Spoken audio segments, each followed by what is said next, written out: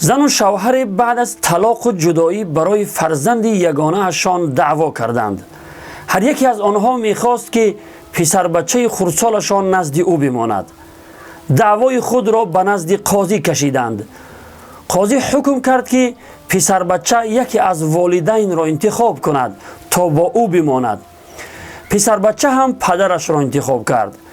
مادرش گفت: جناب قاضی، از پسرم بپرس که برای چی پدرش را انتخاب کرده است. قاضی از پسر بچه پرسید که چرا پدرت را انتخاب کردی و مادرت را انتخاب نکردی؟ پسر بچه در جواب گفت: مادرم هر روز مرا به مکتب میفرستد و استاد هم مرا میزند، اما پدرم مرا به مکتب نمیفرستد و اجازت میدهد که با دیگر بچه ها بازی کنم. قاضی این را شنیده پسر بچه را به مادرش سپرد و گفت: تو برای نگهداری از او شایسته تری.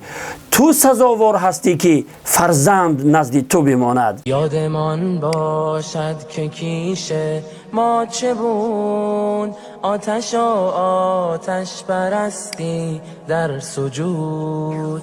هدیه آورد سوی ما یار رسول، دین را چون ماه تابان در هلول. آری آن ناجی از جنس بشر، آن راد مردی که نامش بود عمر. دین حق را هدیه آورد سوی ما،